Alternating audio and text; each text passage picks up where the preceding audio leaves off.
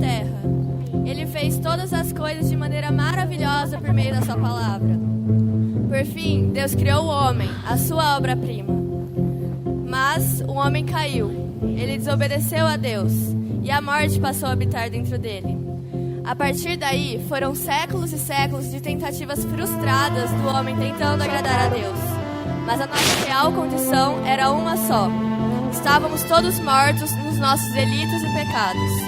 Até que veio Cristo, e por meio da sua morte, Cristo nos deu vida. Ele perdoou todos os nossos pecados e destruiu a nossa inimizade com Deus, criando a igreja. No início, a igreja era saudável. Paulo e os outros apóstolos, eles batalhavam pela verdade do evangelho. Mas é claro que não era uma luta fácil, pois os cristãos, eles eram perseguidos pelos romanos. Os romanos matavam os cristãos nas arenas. No entanto, no início do século IV, o imperador Constantino se declarou cristão e promulgou o Edito de Milão, que dava liberdade de culto aos cristãos. Foi quando o cristianismo se tornou a religião oficial do Estado. Iniciou-se então uma deformação tão grande na igreja que no final da Idade Média o cristianismo estava completamente fora dos padrões que os apóstolos haviam deixado. A igreja havia se casado com a política. Então, nessa época, introduziam rituais e idolatrias na igreja. Alguns líderes cometiam abusos. Começaram a vender as indulgências, ou seja, você pagava para ter a salvação. E quem pagava mais poderia tirar a alma de alguém do purgatório e levá-la para o paraíso. A Bíblia era publicada apenas em latim e só algumas pessoas tinham acesso. A palavra de Deus não era mais a referência. Era um período obscuro, a era das trevas. Mas até quando Deus iria suportar isso? Como assim, filha? Você ficou de recuperação em história, justo história. Ah, mãe, é que estamos aprendendo uma matéria difícil. Estamos aprendendo sobre a Reforma Protestante. Ah, mas Reforma Protestante, Bárbara, essa é uma história muito importante. É a nossa história. Me fala o que você se lembra. Vamos conversar. Ah, tipo, deu a louca lá nos líderes políticos, religiosos, e eles decidiram vender a salvação. E quem não pagasse não ia ter um lugar com Deus depois que morresse. Ah, bom, é mais ou menos isso. Deixa eu te ajudar. Você acha mesmo que Deus queria que as pessoas pagassem pela sua salvação? Com certeza não. Afinal de contas, Jesus morreu por todos nós. Exatamente isso. Só que naquela época as pessoas não entendiam.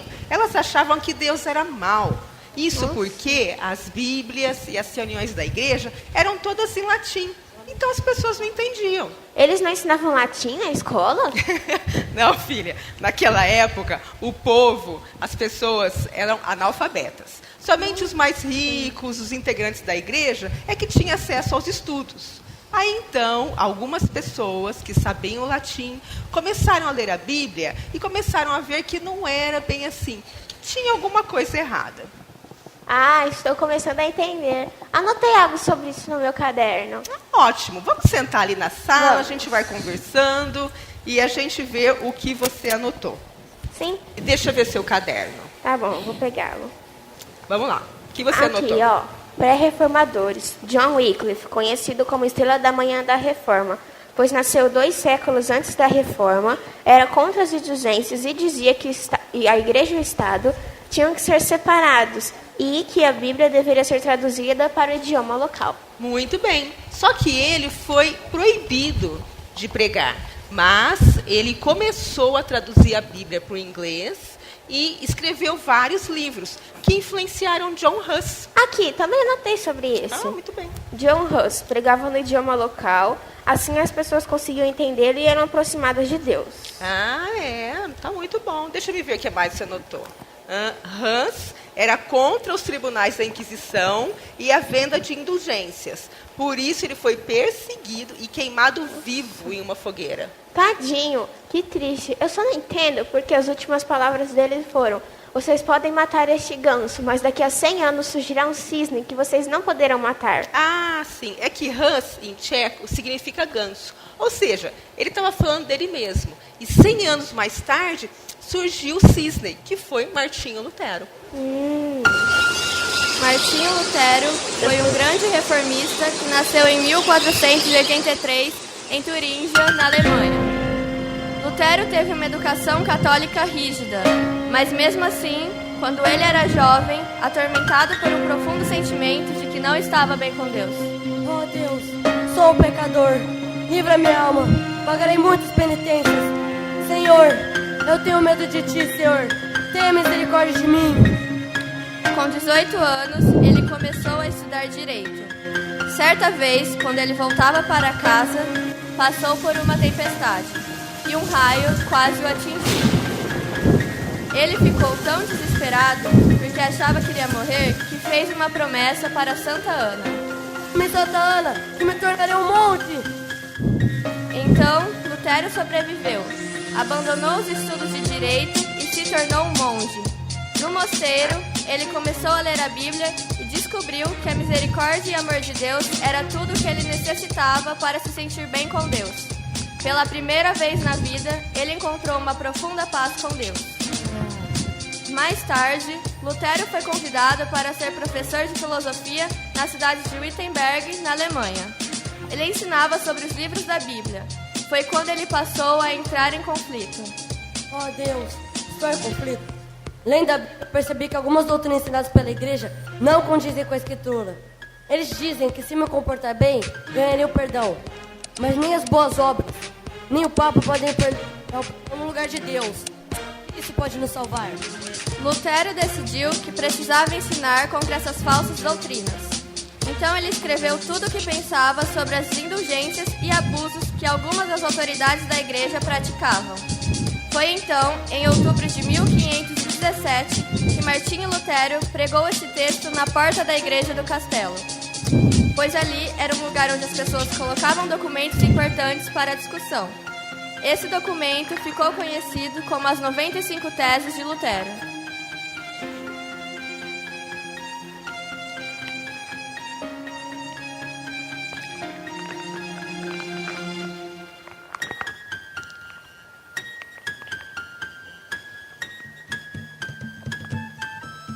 Vejam, Lutero pregou algo na porta da igreja. Oba, fofoca quentinha saindo do forno. O que está escrito aí? Lê logo para nós, não sabemos ler. Olha, pelo que eu li aqui, são 95 teses. E basicamente, eles explicam que não é possível comprar a salvação de Deus com as indulgências, e que também ser bonzinho não é o suficiente para ser merecedor do perdão. Por fim, ele fala que, de acordo com a Bíblia, Deus quer perdoar nossos pecados por meio da graça em Jesus, Filho de Deus, que morreu na cruz em nosso lugar.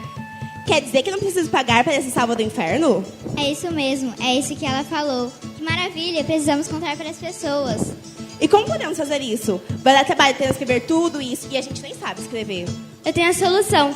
Vamos, eu conheço o homem que inventou a máquina de impressão, a prensa tipográfica. Assim podemos imprimir essas 95 teses e espalhar por toda a Europa até chegar em Roma. Vamos.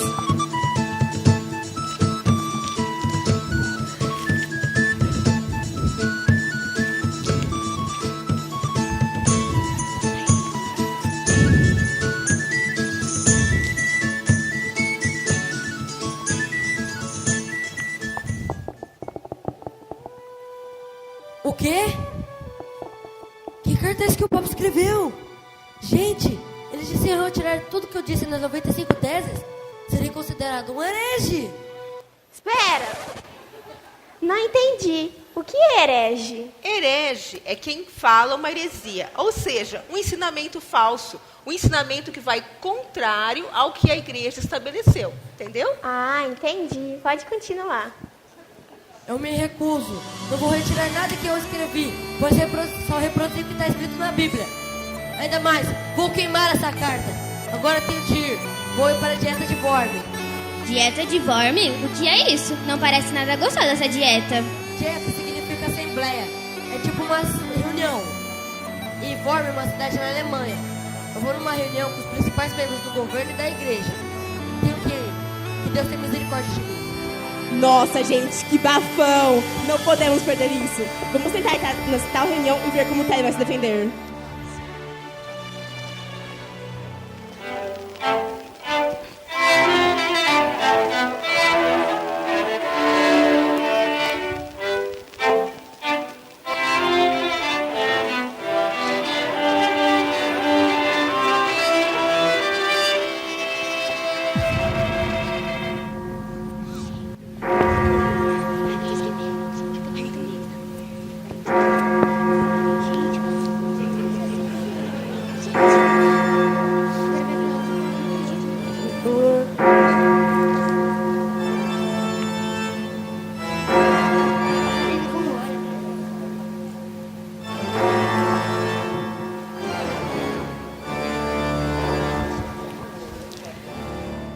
Ordem no tribunal. Lutero, temos aqui estes livros e teses. Você está sendo acusado de praticar o suposto crime de rezar missas em nossa língua e de escrever estes livros. Você precisa dizer se renega o que tem falado ou não. Mas, eminências, vocês leram os livros? Só estou divertindo o Papa para tomar cuidado com algumas autoridades.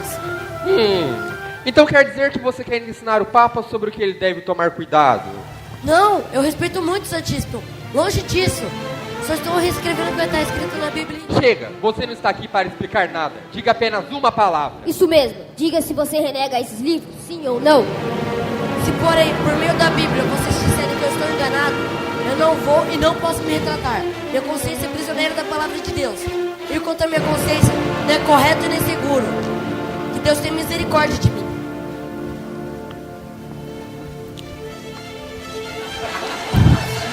Lutero, sua sentença. Padre Martinho Lutero, você está sendo condenado pelo crime de rezar missas em nossa língua e de escrever esses livros hereges. Toma, pegue esse passaporte e permite você viajar em segurança de volta para sua cidade. Assim que você chegar em Wittenberg, seus livros serão proibidos. Você será considerado fora da lei e qualquer pessoa poderá te matar. Fora Você daqui! será criminoso. Que sua alma queime no inferno!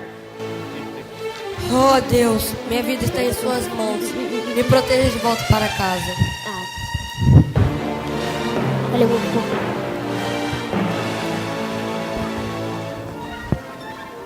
Perdeu, Playboy. Encosta aí, Lemão. Encosta aí.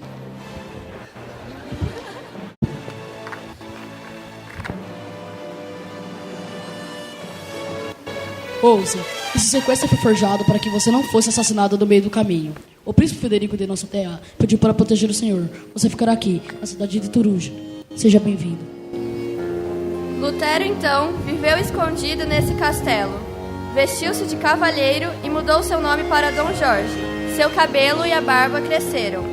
Naquele castelo, ele traduziu o Novo Testamento para a língua alemã. Novamente, essa tradução se espalhou e o povo pôde ler a Bíblia pela primeira vez. Então Lutero voltou secretamente para Wittenberg. Ele continuava a escrever livros e a traduzir a Bíblia. Lutero sempre ajudava muitas pessoas. Era muito piedoso, inclusive ajudava algumas freiras. Foi quando ele conheceu e se casou com uma ex-freira, Catarina van Bora. Eles tiveram filhos, se reuniam em casas e escreveu hinos que são cantados até hoje. Amém, irmãos, por essa reunião. Obrigada. Agora vou lhe ensinar um novo hino que eu escrevi.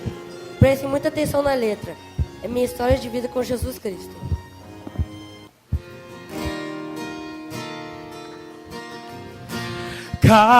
Castelo forte és nosso Deus, espada e bom escudo,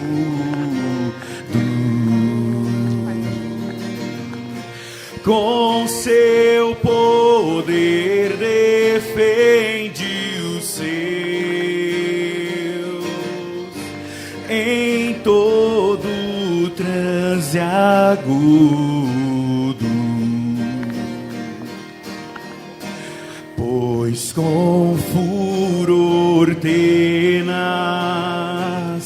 nos tenta Satanás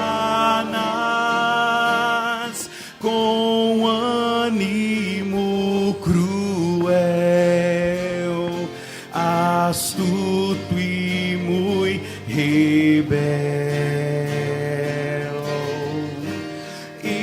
igual não há na terra.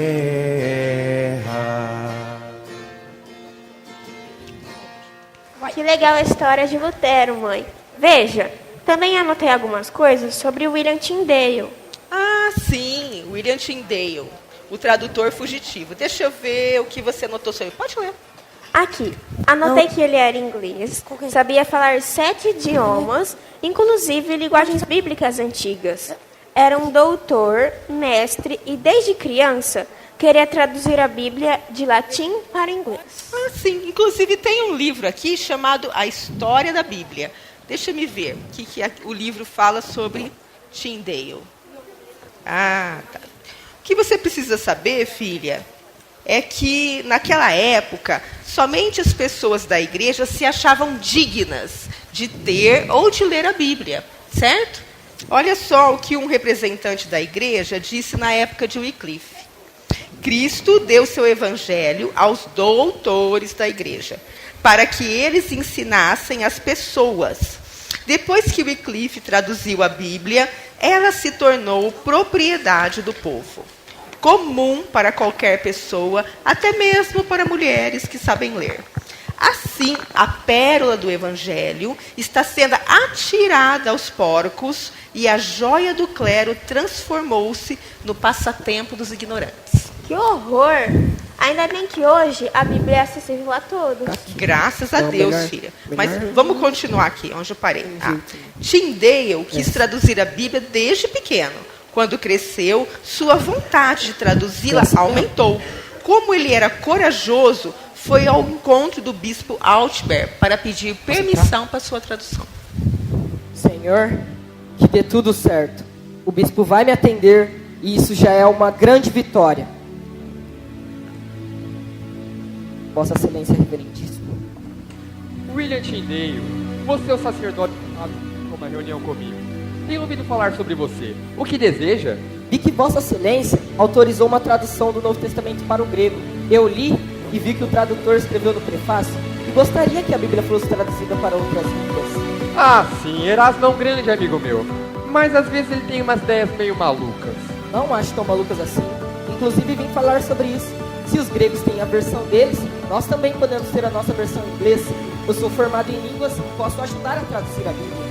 Não seja tolo, meu filho, isso de modo algum acontecerá na Inglaterra. Essas suas ideias parecem tanto quanto reformistas demais. Martim Lutero já foi excomungado há 2 anos. Espero que suas ideias também tenham desaparecido. Certo, Tyndale? Certo, reverendo. Sua vez.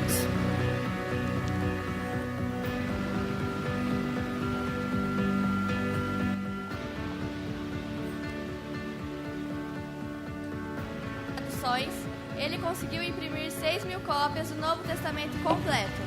Essas cópias eram escondidas em tecidos e contrabandeadas por navio para várias pessoas. Por causa disso, Tyndale se tornou o contrabandista de Deus. Que aquele foi contra minhas ordens.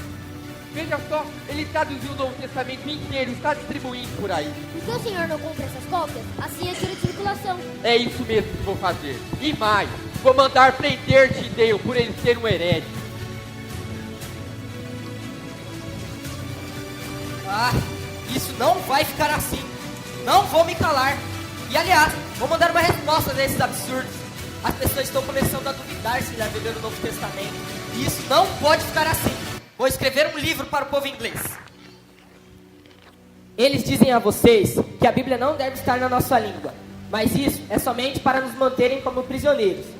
Eles dizem que as pessoas interpretariam cada um do seu jeito. Então, por que nossos líderes em nossas igrejas não nos ensinam a como interpretar da forma certa? Eles dizem que precisamos de doutores para interpretar a Bíblia, porque ela é difícil de entender. Por isso, se os líderes religiosos não nos ensinam o Evangelho, o povo deve ter a Bíblia nas mãos e ler sozinho, para que Deus seja o seu professor. Pronto, vou imprimir esta obra. Tyndale começou a traduzir o Velho Testamento. Ele fugiu de agentes que queriam prendê-lo e foi para a Bélgica. Lá, uma pessoa que se dizia protestante conquistou a confiança e amizade de Tyndale. Até que um dia, os dois foram dar uma volta pela cidade. E essa pessoa o levou para um beco escuro, onde revelou que era um espião e prendeu Tyndale. Ele foi considerado um herege. Ficou um grande tempo na prisão. E quando foi julgado, ele foi acorrentado a uma estaca, estrangulado e depois teve seu corpo queimado. Mas as traduções de Tyndale circularam por toda a Inglaterra, inclusive em paróquias, e com o consentimento do rei. Que bom, então foi assim que a Bíblia começou a ser acessível a todos? Isso, mas ainda tinha muito trabalho a ser feito. E Deus continuou levantando pessoas que cumprissem a sua vontade, como, por exemplo, João Calvino e Marie Dentier. Meu professor falou sobre ele. Aqui. Anotei que ele foi um francês que se converteu e foi para Genebra, na Suíça, fazer sua obra de pregação e, a partir de então, revolucionou o cristianismo. Mãe, quem foi essa Marie Dentier? Marie, ela foi uma ex-freira revolucionária. Inclusive, ela, juntamente com João Calvino, pregavam nas ruas de Genebra. Nossa. Que legal, mãe. Me conta a história deles. Sim, vamos ver aqui. João Calvino nasceu em Noyon, na França. Dos 14 aos 17 anos, Calvino estudou em Paris para se tornar um padre.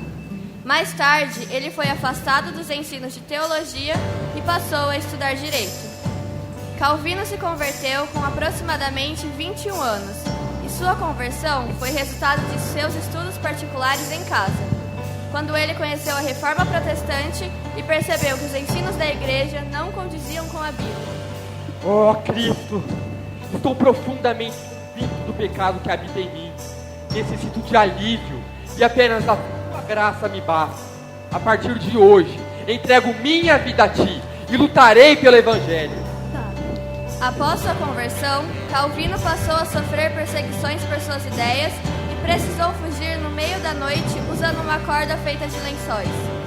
Ele foi para Basileia, na Suíça, e enquanto ele estava exilado, muitos fiéis foram queimados na França por causa da reforma. Então, ele começou a circular alguns panfletos mentirosos, mostrando que ninguém era morto de tal forma cruel. Por tal motivo, Calvino não quis ficar em silêncio, e em 1536 publicou As Institutas, o maior livro de ensinamentos do cristianismo. Eu preciso fazer alguma coisa. Vou escrever um livro para mostrar sobre o que eu acredito, quais são minhas ideias sobre a salvação, sobre a Bíblia, o que é ser um verdadeiro cristão. Vou expor toda essa mentira contada pela igreja. Pronto, agora vou publicar minha obra. Que Cristo abençoe esses escritos. Vocês precisam saber a verdade. Não se deixem enganar. Deus é amor. Não precisamos de pedaços de mantos, ossos de apóstolo ou imagens para sermos salvos. Jesus disse: eu sou o caminho, a verdade e a vida. Ninguém vem ao Pai senão por mim. Vejam. Marie, você não sabe a notícia chegou até mim. Pois fale, Guilherme. Fiquei sabendo que João Calvino, os que escreveu As Institutas, está numa pousada na cidade. E o que está esperando para convidá-lo a servir conosco? Vá até ele e o convença a ficar, se é que ele já não veio para isso. Sim, é isso mesmo que vou fazer. Aliás, eu já iria fazer isso. Não pense que foi ideia sua. Então vá. Não perca tempo comigo. Ele precisa nos ajudar. Sim, eu vou. E volto com boas novas, se Deus quiser. Não posso entrar?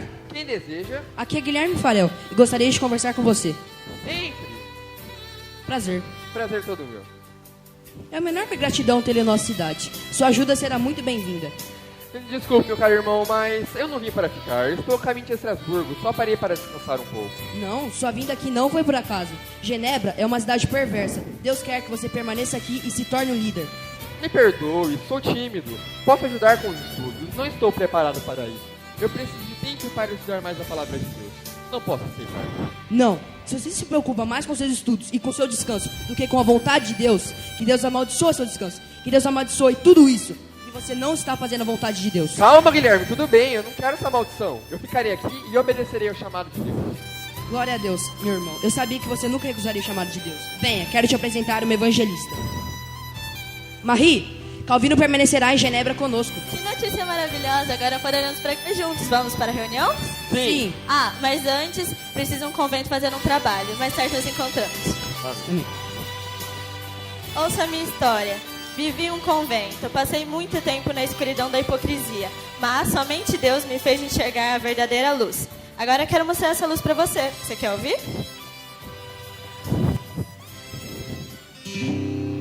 Damos glória a ti, Senhor, por sua morte redentora na cruz. Nesta noite, vamos partir esse pão e beber esse vinho em memória do Senhor.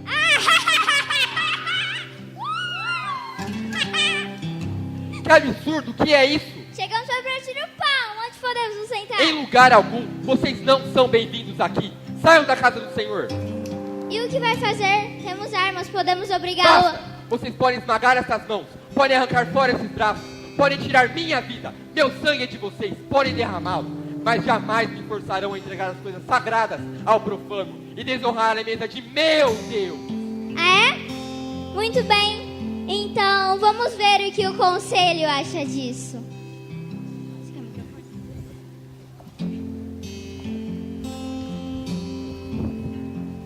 João Calvino e Guilherme Farel, vocês estão expulsos de Genebra. Fora daqui.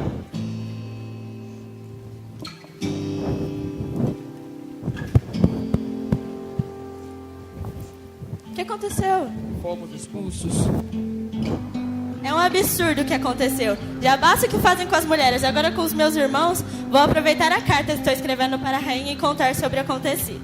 Deixe-me ver como está ficando. Alteza, espero em Deus que as mulheres não sejam desprezadas como no passado.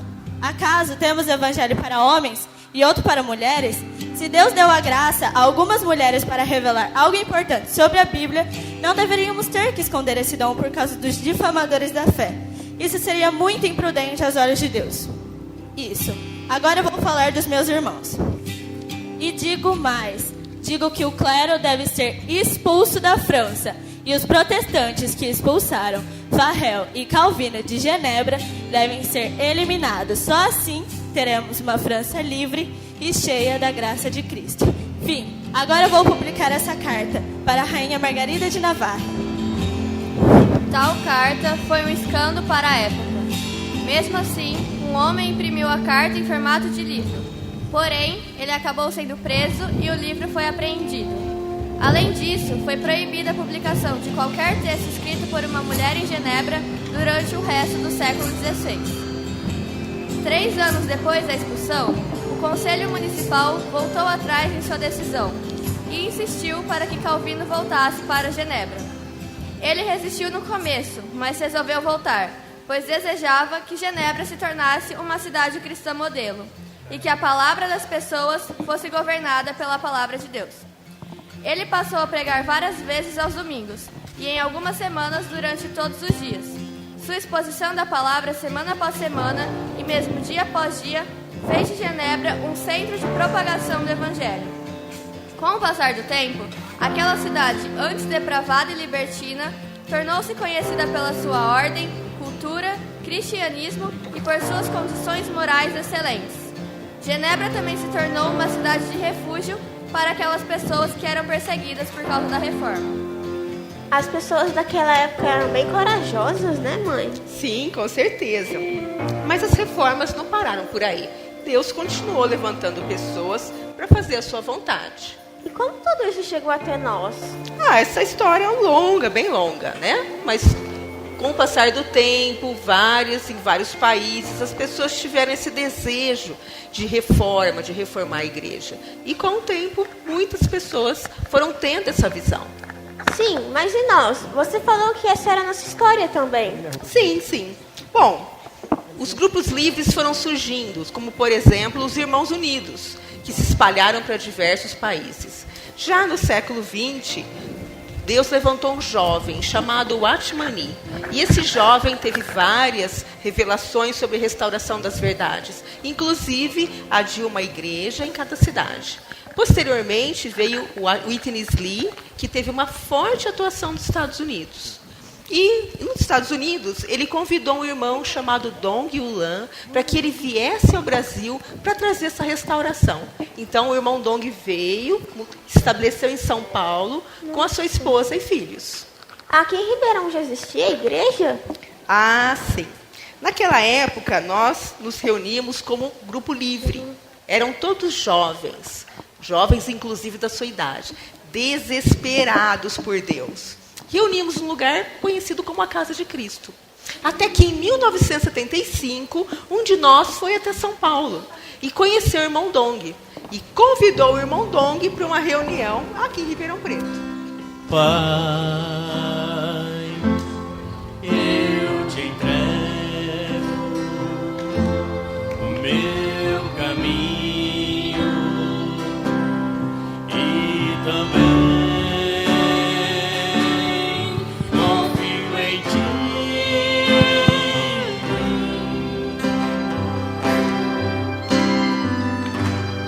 E sei que o mais o Senhor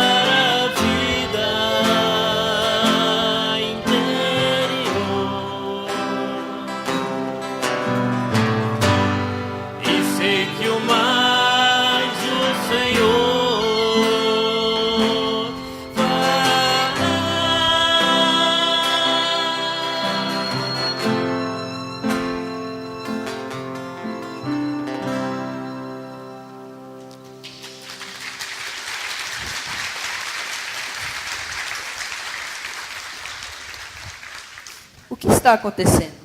Por que assim, cabeça baixa? Eles estão tentando tocar o seu Deus interior. Entendi.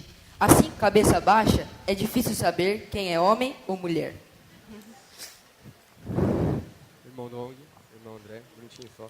Irmãos, eu gostaria de apresentar para vocês o irmão Dong e o irmão André. Eles eram de São Paulo para ter comunhão conosco. Amém. Estou feliz em conhecer todos vocês. Hoje, gostaria de ensinar algo novo. Invocar o nome do Senhor. É muito fácil. Repitam comigo. Ó Senhor Jesus. Ó Senhor Jesus. Ó Senhor Jesus. Continuem repetindo.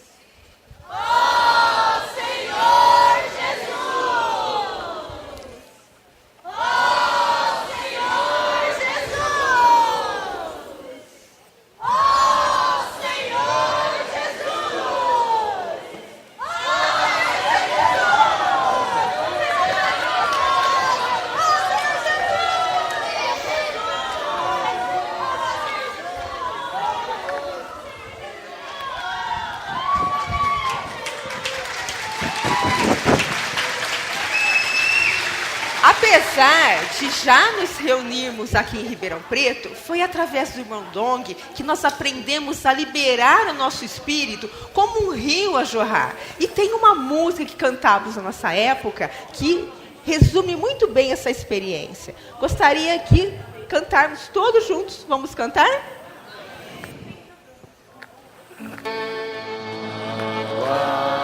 Viva, viva, viva, viva, jorrar, jorrar, jorrar, chega, vida, vida, vida, vida pra suprir, suprir, suprir, até nos ganhar.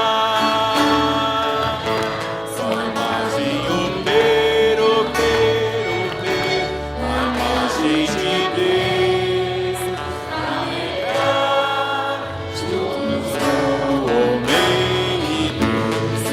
ó rica vida, cheia de gozo, cada vez mais abundante. Ó profundo Deus, insondável é, mas corre em mim